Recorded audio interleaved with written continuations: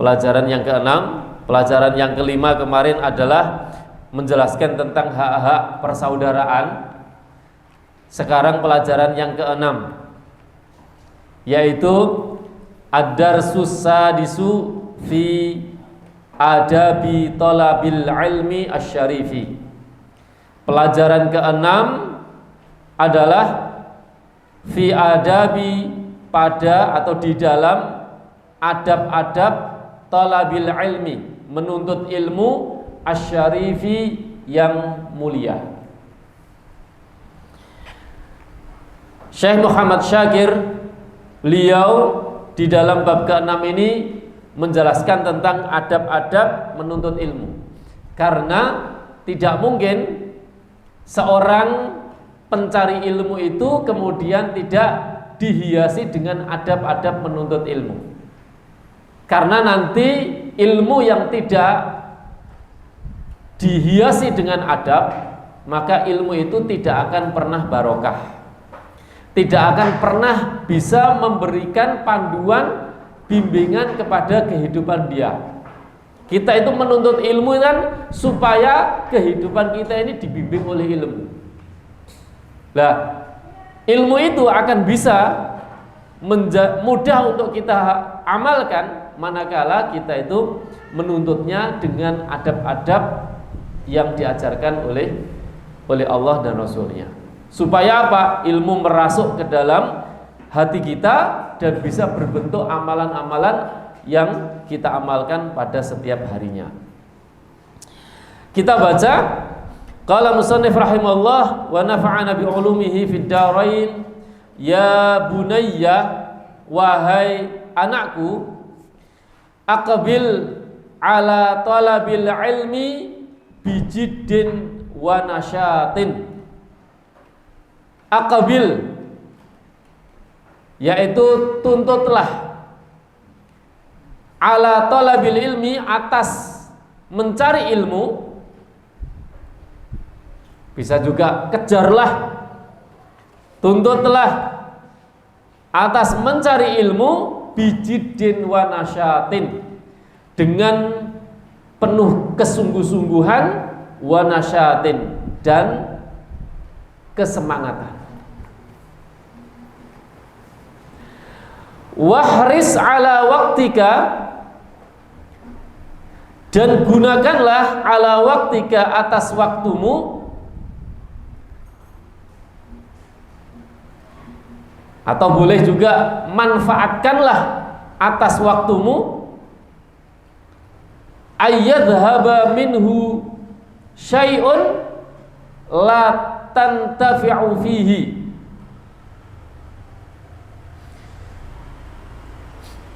Ayyadhhaba minhu, agar tidak hilang waktu itu, la tantafi'u fihi, sedang kamu tidak mengambil manfaat darinya. Gunakan waktumu sebaik mungkin, jangan sampai waktu itu terbuang sia-sia, tidak ada manfaatnya. Bimas'alatin tastafiduha, dengan permasalahan tastafiduha, yang kamu bisa mengambil faidah dari masalah itu. Jadi poin pertama, Syekh Muhammad Syakir mengingatkan kepada kita semua, kepada anak-anak kita, untuk betul-betul memanfaatkan ilmu, memanfaatkan waktu. Betul-betul memanfaatkan waktu. Maka ada istilah al-waktu kasayf illam taqta qata'aka. Waktu itu seperti pedang, jika kamu tidak menggunakan waktu itu, maka pedang itu akan memotong dirimu. Artinya siapapun di dunia ini yang tidak menggunakan waktunya dengan hal yang bermanfaat, maka ya pasti dia menggunakan kepada hal-hal yang tidak bermanfaat. In lam yushghiluhu fil khair yushghiluhu fisyarr. Jika dia tidak menggunakan waktunya untuk sebuah kebaikan, maka pasti dia menggunakan waktunya untuk sebuah kejelekan. Itu sudah tidak bisa dihindari kaidah itu. Ya. Karena semua kita ini memiliki waktu. Hidupnya kita itu memiliki waktu. Orang yang nggak punya waktu itu sudah innalillahi wa inna ilaihi rajiun. Selama dia masih bernafas, berarti dia punya waktu, dan waktunya itu imma baik itu dia gunakan untuk kebaikan ataupun kejelekan. Nah, oleh karena itu Allah Subhanahu wa taala sendiri ya faida faraghta fansab. Jika kamu sudah luang, sudah punya waktu luang, fansab, maka isilah waktu itu dengan kegiatan positif yang lain. Jangan biarkan waktu itu kosong. Jangan biarkan. Ya, Masya Allah, ini guru kita Ustadz Sofi rahimahullah, beliau selalu kalau belajar, kalau thalabul ilmi itu selalu menasihati kita dengan selalu semangat, bahkan tidak kenal istirahat ketika menuntut ilmu. Kalau ditanya istirahatnya di mana Ustadz? Di kuburan. Ini bagi seorang mukmin, ya. Tidak ada patah semangat di dalam menuntut ilmu. Nanti ada beberapa mungkin kisah teladan yang bisa kita contoh dari para salaf di dalam menuntut ilmu. Itu yang pertama. Poin pertama, memanfaatkan ilmu sebaik mungkin, semaksimal mungkin. Ya bunaya, poin yang kedua, wahai anakku, tali' durusakal muqarrarata, tali' durusakal muqarrarata, pelajarilah pelajaran-pelajaran kamu al-muqarrarah yang sudah terjadwal. Ini buat anak pondok kan ada jadwalnya, atau ada time schedule-nya ya. Buat kita itu ya kalau hanya mengikuti taklim di sini saja ya berarti setiap malam Sabtu saja. Kalau mengikuti taklim di tempat-tempat yang lain berarti dalam satu minggu ada taklim di sini, ada taklim di situ, ada taklim di sana. Itu terjadwal. Ya. Nah, setiap kita mengikuti taklim itu, terjadwal yang semacam itu, tali' durusaka. Pelajari. Kalau kita di sini membahas kitab wasaya al-aba lil abna, maka ya ilmu ini yang sudah kita baca ini ya hendaknya dipraktekkan, dipelajari di rumah. Walaupun tidak ada ustadznya, tapi ya itu dipelajari sendiri ketika di dalam rumah ya, untuk bisa lebih memungkinkan. Tali' durusakal muqarrarata, pelajarilah pelajaran-pelajaran al-muqarrarata yang telah terjadwal alaika atasmu, mutala'atan dengan ya mempelajarinya jayyidatan, baik dengan penuh, dengan mempelajarinya dengan sungguh-sungguh. Qabla istima'iha, sebelum mendengarkan pelajaran itu, minal ustadzi, dari ustadz, dari guru, fi majlisid darsi, di dalam majelis kelas atau majelis halaqah. Jadi sebenarnya cara belajar yang bagus itu adalah ketika kita itu mau berangkat untuk belajar sebuah kitab, maka di rumah kita sudah belajar dulu. Nanti itu sampai bab mana kita baca dulu. Ketika ada nanti sesuatu yang perlu kita tanyakan, bahkan sampai bila perlu kita menanyakan itu dicatat dari rumah. Ini nanti pertanyaan saya tanyakan sama Ustaz. Itu semestinya belajar yang benar. Ya. Jadi dimutolaah dulu sebelum masuk kelas. Wa idza ashkala 'alaikal amru fi mas'alatin, wa idza dan apabila ashkala mendapatkan masalah, muskilah, permasalahan, 'alaika atasmu al-amru dalam sebuah urusan, fi mas'alatin minal masail dari permasalahan-permasalahan yang ada, fala tastankif maka janganlah kamu malu, jangan kamu berdiam diri. Ya, sebenarnya artinya berdiam diri. Fala tastankif, jangan kamu berdiam diri, ndolok wae, menengai, ratakok rapo, min ardhiha ala ahadi ikhwanika, dari penjelasan masalah itu ala ahadi ikhwanika, atas salah seorang saudara-saudaramu. Jangan kamu berhenti. Berhenti itu bisa jadi karena dia itu malu, berhenti karena dia itu malas, berhenti karena dia itu mungkin meremehkan, naudzubillah, atau yang lain. Ini ketika ada masalah dalam pelajaran, kita tidak boleh kemudian berhenti. Atau ya, ketika ada salah seorang di antara sahabat kita ada diskusi sebuah pelajaran, maka kita pun tidak boleh kemudian berhenti, tapi ya ikut nimbrung di dalam menyelesaikan masalah tersebut. Litashtarika ma'ahu fi fahmiha, agar kamu ikut serta bersama saudaramu itu di dalam memahaminya. Jadi pelajaran yang dipelajari oleh teman-teman kita itu, ya, kemudian ada diskusi, ada pertanyaan, atau kita sendiri yang tidak paham, maka jangan berhenti, jangan malu. Imma kita itu menanyakan pelajaran yang kita belum paham, atau ketika di dalam diskusi teman-teman kita itu kita ikut nimbrung. Karena yang sini tanya, yang belakang diem saja. Oh, itu kan yang dia belum paham. Aku wis paham kok. Ya.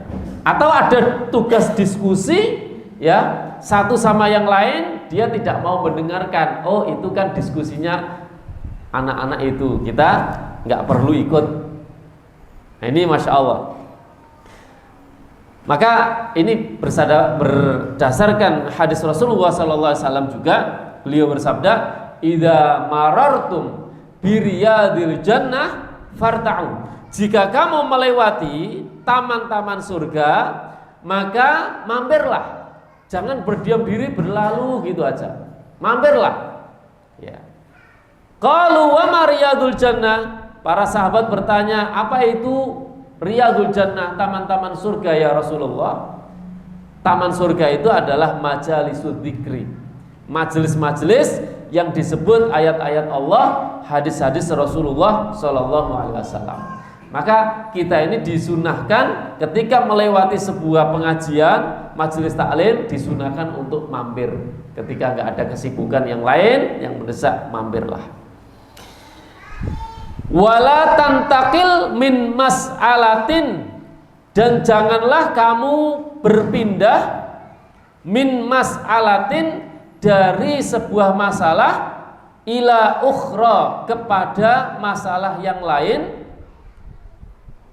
qabla fahmil ula, sebelum memahami masalah yang pertama, fahman jayyidan, dengan pemahaman yang baik.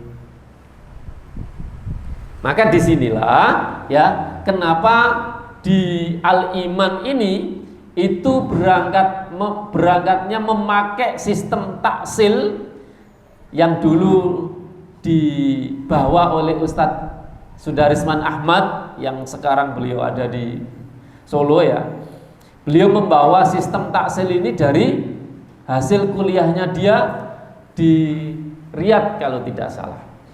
Kemudian dibawa pulang karena di sana adalah sistem taksil, kemudian dibawa pulang. kemudian bermajelis dengan kita, kemudian merenung dan mengoreksi di dalam kurikulum yang dipakai di Indonesia ini. Rata-rata semuanya itu kurikulum yang semuanya adalah tidak mendalam, menanamkan ilmu itu tidak bisa mendalam, karena bukan salah anak-anaknya, tapi salah dari sistem kurikulumnya. Sistem kurikulumnya yang salah. Kenapa yang salah? Yang salah di sistem kurikulumnya. Di sekolahan-sekolahan atau bahkan di mungkin juga di kampus-kampus, sistem yang dipakai kurikulumnya itu adalah ya ada sistem dulu K13, sekarang ada sistem kurikulum merdeka dan seterusnya.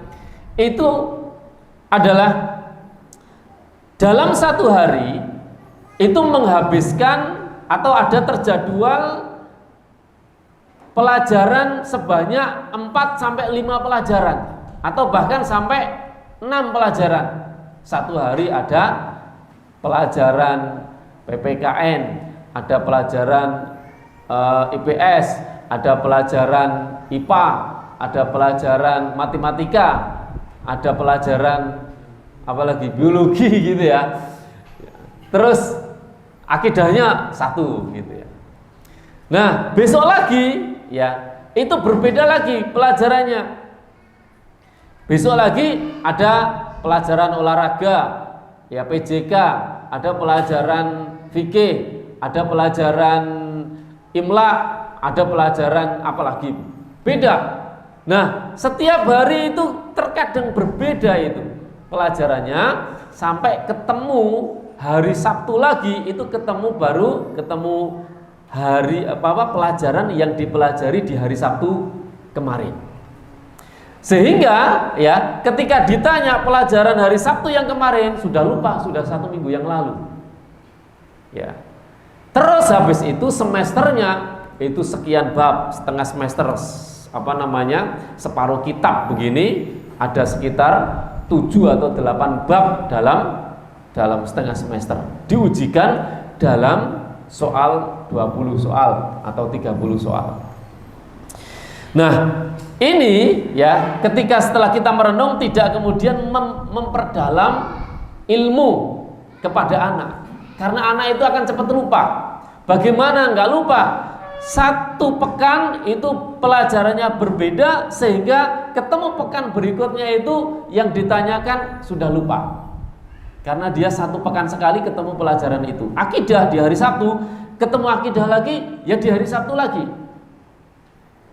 Sehingga ditanya, wah sudah lupa.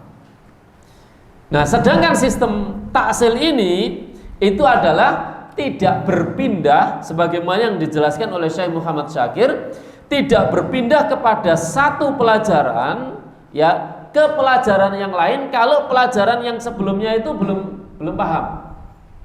Maka disitulah ada sistem taksil, di mana ketika anak itu dalam 1 hari belajar 2 pelajaran misalkan, kayak seperti di tapas 3-nya atau setingkat SD-nya ini, itu 1 hari belajar 2 pelajaran saja. Ya. Pelajaran fikih sama akidah. Yaitu terus fikih sama akidah terus setiap hari. Sampai kapan? Sampai habis kitab. Setiap kitab itu habis, maka baru berpindah ke pelajaran yang lain. Sehingga anak setiap hari itu belajar itu terus dan setiap hari dimurajaah. Hari ini kita belajar rukun iman. Ya, rukun iman, iman kepada Allah, sampai seterusnya itu dipelajari sampai selesai. Nah, ketika setelah selesai bab rukun iman selesai, maka kemudian diujikan. Jadi ujiannya itu per bab. Kita besok akan ujian bab rukun iman. Pelajari yang rukun iman saja. Nah, dengan 10 soal, semua 10 soal itu membahas tentang rukun iman toh. Tidak ada yang lain. Nah, itu ternyata setelah kita rasakan, Masya Allah, anak-anak itu begitu sangat mendalam, ya, dan memahami pelajaran-pelajaran yang diajarkan oleh Ustadz-ustadzah, dan sangat meringankan. Ternyata sangat meringankan, karena kalau ujian setengah semester 8 bab diujikan dalam satu waktu, anak harus belajar 8 bab dalam satu malam, akan sangat berat sekali. Nah, inilah yang dimaksud oleh Syekh Muhammad Syakir, la tantakil, jangan berpindah dari satu masalah ke masalah yang lain, ya, sebelum kamu memahami masalah yang sebelumnya. Satu-satu, pelan-pelan, ya, pelan-pelan. Maka taklim kita juga itu memakai sistem taksil, membahas kitab, ya, kitab ini terus sampai selesai. Kita tidak akan pindah kecuali kitab ini selesai. Wa idza ajlasakal ustadzu, dan apabila seorang guru memberikan tempat duduk kepadamu, fi makanika, pada tempatmu, atau seorang guru mencarikan tempat duduk pada dirimu, alladzi ayyanahu laka, yang telah dipilihkan untukmu. Seorang guru mencarikan, nak, kamu duduk di sini, gitu ya. Minad durusi, dari pelajaran-pelajaran, ya, pas waktu di pelajaran-pelajaran belajar, fala tajlis fi ghairihi, maka jangan duduk di tempat yang lainnya. Jangan cari tempat sendiri. Guru itu sudah memilihkan tempat kamu di sini, jangan cari tempat yang lain.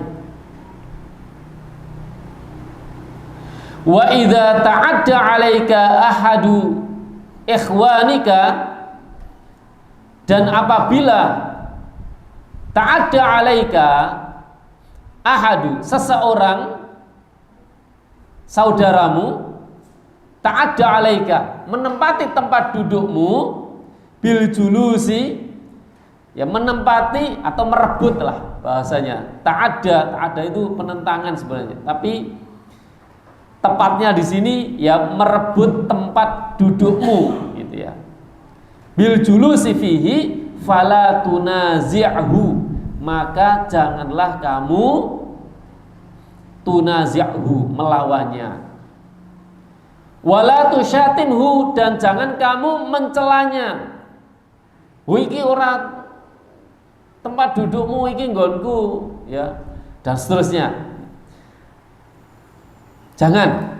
Warfa'il amra, dan serahkanlah urusan itu ilal ustadzika, kepada gurumu. Nah, ini buat anak-anak.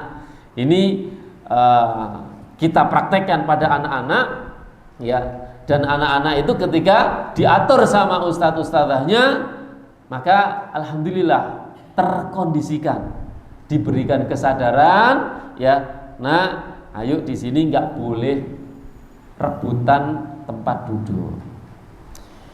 Hatta yuqimahu wa yujlisaka fi makanikal muayyan, sampai gurumu itu menyelesaikan atau menempatkan tempat dudukmu pada tempat yang dipilihkan. Jadi nggak usah rebutkan, nanti urusan rebutan bangku, tempat duduk serahkan sama gurumu, kemudian nanti guru yang menyelesaikan masalah. Guru yang menyelesaikan masalah, cari tempat duduk yang lain. Ya bunayya, wahai anakku, idza syara'al ustadu fi qira'ati darsi, apabila syara'al ustadu fi qira'atil darsi, seorang guru menjelaskan di dalam membacakan sebuah pelajaran, fala tatasyagol, maka janganlah kamu menyibukkan diri anhu, dari guru itu, bil hadis, dengan ngobrol. Guru harus menjelaskan, kita anak-anak tidak boleh ngobrol sendiri. Wala bil munaqasyati, dan jangan munaqasyah, berdiskusi dengan teman yang lain. Ma'a ikhwanika, ya, berdiskusi dengan bersama teman-temannya yang lain. Nah, ini tidak beradab ketika gurunya menjelaskan, anak-anaknya ngobrol sendiri dengan yang lain.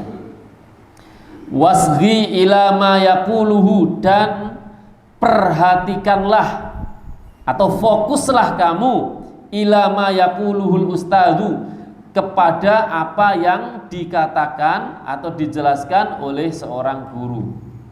Isgha'an taman, dengan kefokusan yang sempurna. Dengan kefokusan yang sempurna. Wa iyyaka an tashghala fikraka, dan janganlah kamu menyibukkan fikraka, pikiranmu, bisyai'in, dengan sesuatu akhar yang lain, minal hawajisin nafsiyah, dari lamunan-lamunan diri sendiri, atna iddarsi, di tengah-tengah pelajaran. Nah, itu kadang-kadang ya sering kita jumpai ketika saya ngajar ya di pondok begitu, ada anak itu yo melek menghadap ustadz, tapi koyok pandangannya itu kosong gitu. Tiba-tiba ngelamun. Bayangke opo mbah kesana kemari, pikirannya itu nggak jelas. Ya, ketika saya panggil, nak, ya ustadz, jelaskan apa ustadz tadi?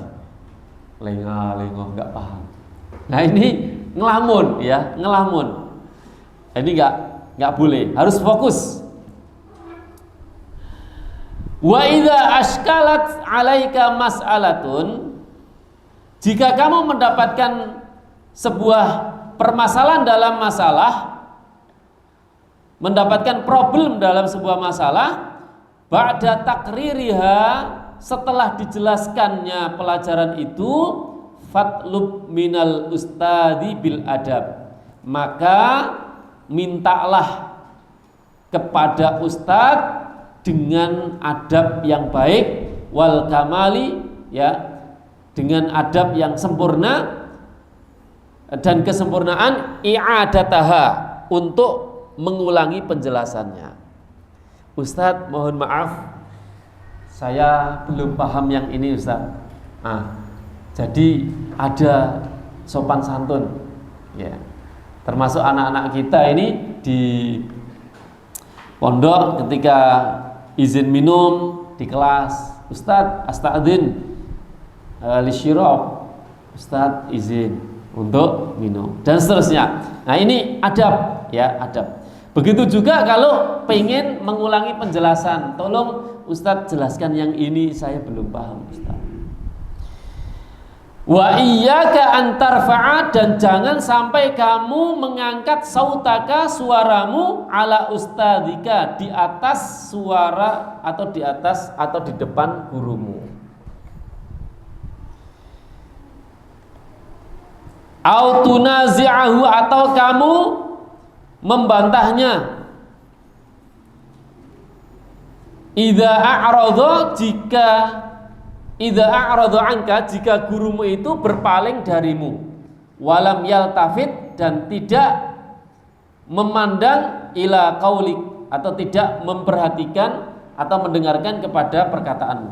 Jika guru ini sudah pergi gitu ya, dan tidak menjawab pertanyaanmu, tidak mendengarkan perkataanmu juga, itu jangan sampai kita itu mendebat atau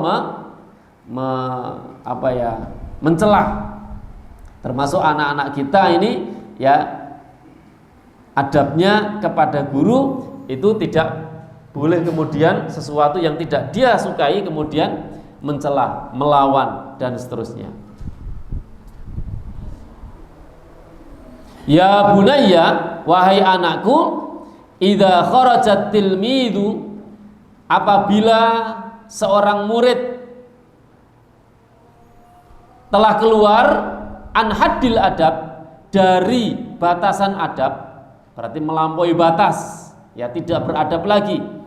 Baina yadai ustadzihi, di hadapan gurunya, saqatat qimatahu, jatuhlah kemuliaannya, inda ustadzihi, di sisi gurunya, wa inda ikhwanihi, dan di sisi saudara-saudaranya, teman-temannya, wastahaqqat ta'diba, dan dia wajib dihukum, diajarkan adab, wazajra, dan dihukum, ala qillati adabihi, karena ketidaksopanannya, ya, ketidaksopanannya.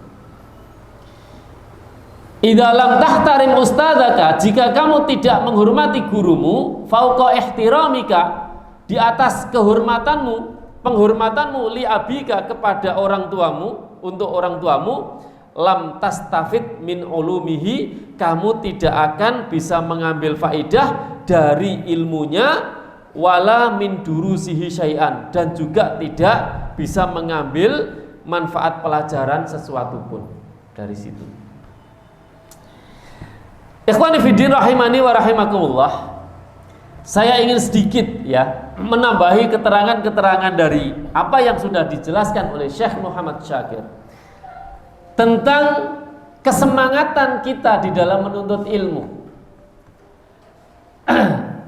Ada salah seorang ulama yang namanya Rabi bin Abdurrahman, beliau itu adalah guru dari Imam Malik, gurunya Imam Malik.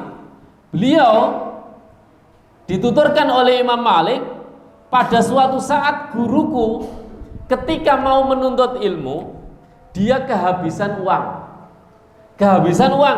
nggak bisa berangkat. Kalau zaman sekarang gitu, nggak punya uang untuk beli bensin, sepeda motor. Kalau dulu mungkin sudah ketinggalan kendaraan, karena tidak ada angkot yang bisa mengangkut dia ke tempat majelis. Maka ya, apa yang dilakukan oleh Rabi bin Abdurrahman ini, kalau kita itu mungkin ya nggak dapat kendaraan, apalagi yang rumahnya jauh-jauh, ya belimbing, bahkan mungkin paciran gitu ya, nggak ada tumpangan, nggak ada apa-apa, mau beli bensin habis. Kira-kira apa yang kita lakukan? Ya, masuk rumah, ya, atau bahkan masuk kamar tidur, ya, kemudian baca Bismikallahumma amutu wa ahya. Tapi Robi ini enggak, dia naik ke atap rumahnya, kemudian di rumahnya itu dia gayoh, ya, akhadha khasba saqfa baitihi, dia mengambil genteng rumahnya, kemudian genteng rumahnya itu dia dijual untuk beli bensin. Ya kalau sekarang, kalau dulu untuk ongkos orang upah mengangkut sampai ke tempat majelis taklim. Itu masya Allah, ya. Itu Rabi bin Abdurrahman. Ada yang lain, yaitu kisahnya daripada Ishaq bin Rahawi. Beliau ini adalah ulama juga yang hidup semasa dengan Imam Ahmad dan juga Imam Syafi'i. Beliau ini ya menikahi seorang janda, di mana motivasi untuk menikahi seorang janda itu cuma satu. Apa itu motivasinya? Yaitu karena janda itu meninggal oleh suaminya. Kemudian suaminya ini mewariskan kepada istrinya ini kitab-kitab dari madhab Syafi'i. Dan Ishaq bin Rahawi ini nggak punya kitab-kitab itu. Dia pengen memiliki kitab-kitab itu. Maka untuk memiliki kitab-kitab itu, aku harus menikahi dia. Maka dia datang, dia lamar, kemudian dia nikahi. Setelah dinikahi, puas hatinya bisa membaca kitab-kitab warisan suaminya yang dulu meninggal. Masya Allah. Jadi motivasinya itu cuma kitab. Kalau kita menikahi istri-istri kita dulu itu apa yang kita tanya? Bocahnya ayu toh gak ya? Bocahnya sugih toh gak?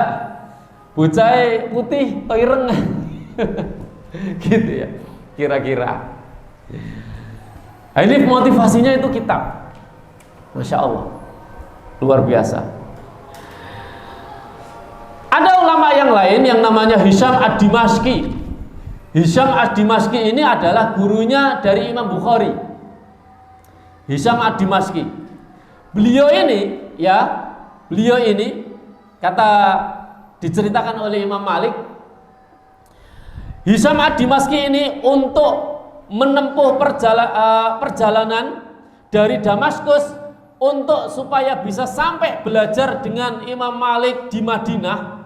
Itu orang tuanya itu menjual rumahnya, dijuallah rumahnya, kemudian dikasihkan kepada anaknya, ini biaya untuk menuntut ilmu kamu kepada Imam Malik di Madinah. Nah itu Damaskus ya, sampai ke Madinah. Nah sampai di sana ya, jadi satu-satunya harta benda rumah itu dijual, kemudian berangkat sampai dia bermajelis dengan Imam Malik. Di sana itu dia membuat sebuah kesalahan. Nah, Imam Malik kemudian menyuruh asistennya ya untuk memukul dia, menghukum Hisham ini, dipukul karena membuat sebuah kesalahan, dipukul sampai 15 kali. Bayangin ya, sudah jual rumah, sampai di sana menuntut ilmu, hanya kesalahan ringan dipukul 15 kali. Maka sampai dia itu hatinya itu agak gimana begitu. Maka dia seakan tidak terima, kemudian dia datang ke Imam Malik. Asistennya ini memang disuruh mukul sama Imam Malik untuk memukul dia ini. Datang ke Imam Malik, ya Syekh, ya, dzarabtani, engkau telah memukul diriku. Ya. Fala aj'aluka hillin, aku enggak terima, katanya. Aku enggak terima, aku enggak bisa menjadikan perbuatanmu itu halal bagiku. Nah ini seorang murid yang gentle gitu ya, ketika enggak ada sreg dengan gurunya, ya datang gitu. Datang kemudian menyampaikan apa yang tidak sreg buat dirinya. Tidak kemudian mengumbar aib gurunya di belakang gurunya sampai gurunya ini dijelek-jelekkan di luar. Jadi dia datang kemudian menuntut kepada Imam Malik. Maka Imam Malik pun gentle, dia menjawab, "Fama kafaratu, wahai Hisham, kalau kamu nggak terima, kamu nggak menjadikan halal apa yang aku hukum kepadamu, apa tebusannya supaya engkau menghalalkan hukuman tersebut?" Maka Hisham mengatakan, ya dzarabtani khamsata asyra, engkau memukulku 15 kali. Ya fakafaratuhu, maka ya tebusannya untuk menjadikan itu halal, kita saling impas, saling ridho, ya. Maka alimni khamsata asral haditsan, ajarkan kepadaku 15 hadis. Satu pukulan, satu hadis. Begitu, ya. Ini Hisham, menurutnya Hisham ini adalah kesempatan gitu untuk menuntut supaya Imam Malik ini memberikan jam tambahan. Bukan kemudian melaporkan ke polisi ya, atau ngelabrak gurunya. Wah, sampean ngamuk anakku ya, anakku tak sekolah orono. Tidak hanya untuk dipukul, tapi diajarin gitu ya. Sampai dilaporkan ke polisi, sampai ada guru yang dipenjara gara-gara jewer muridnya, gara-gara dia tidak mau sholat. Saking mungkin abang biru, laporkan gurunya dipanggil di polisi. Naudzubillah.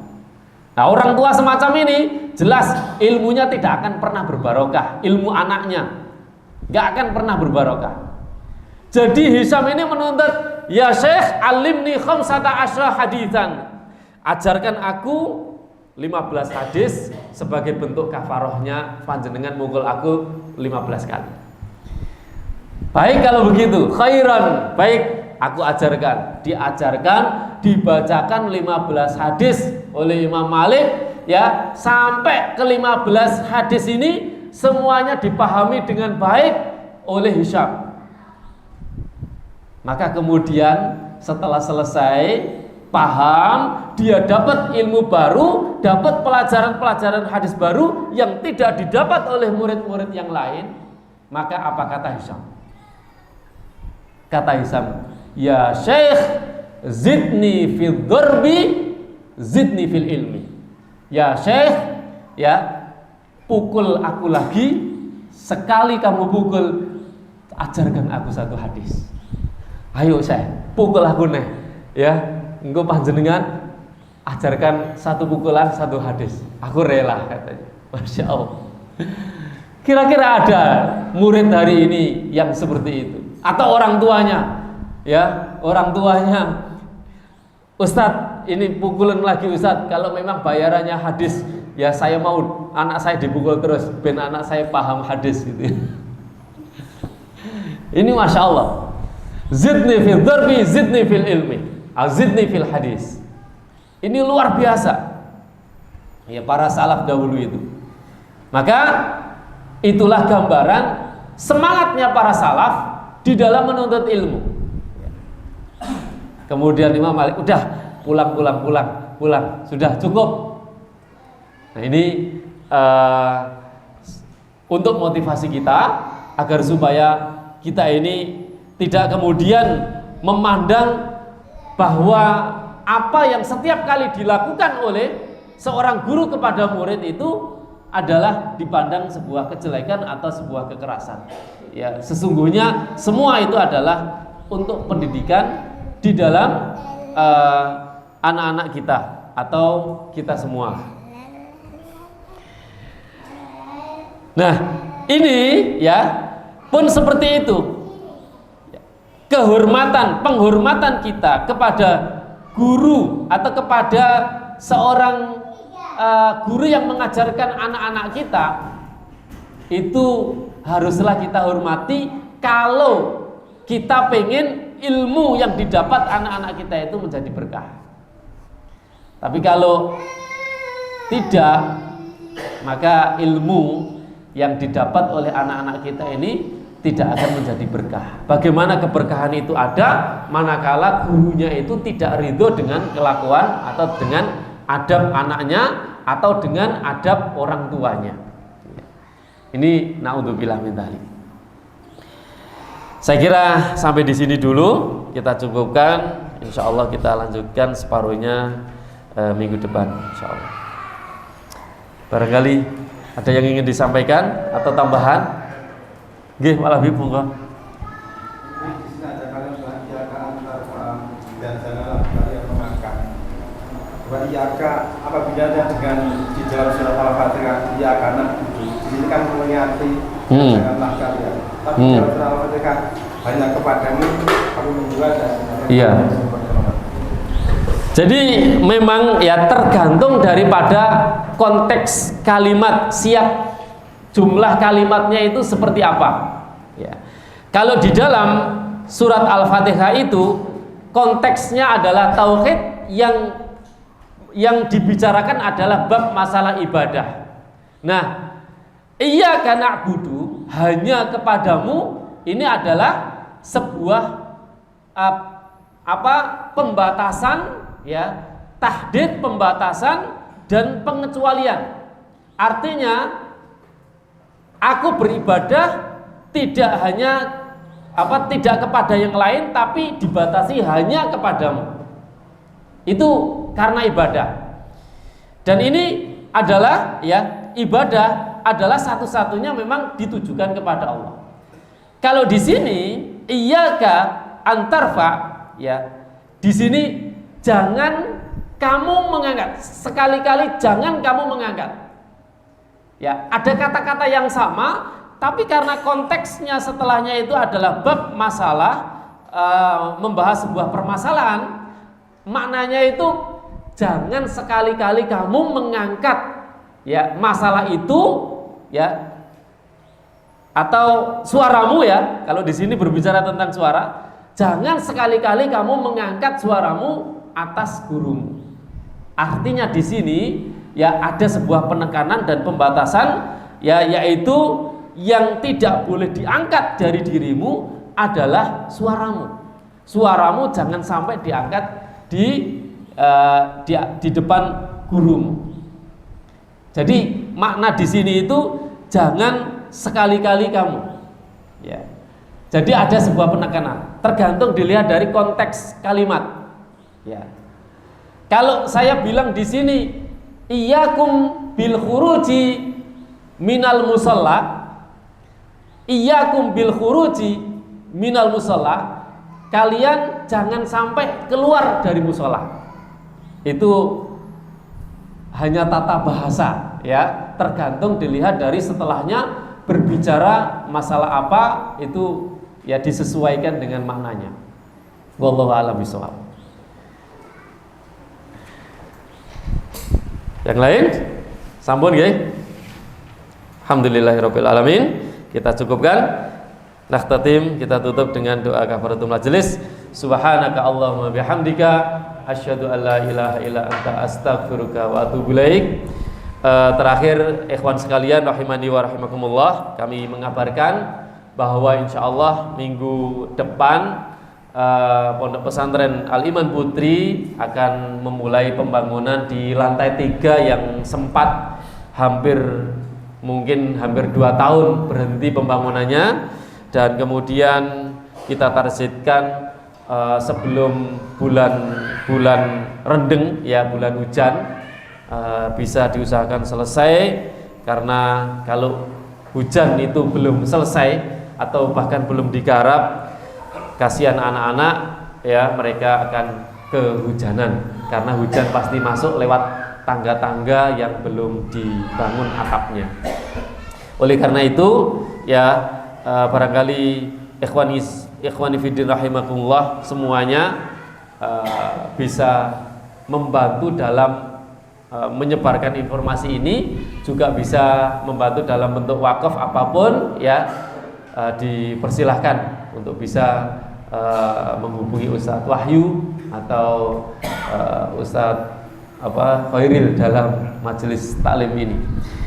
Demikian, atau bisa ke saya langsung juga tidak mengapa. Demikian yang saya sampaikan. Alhamdulillahirabbil alamin. Assalamualaikum warahmatullahi wabarakatuh.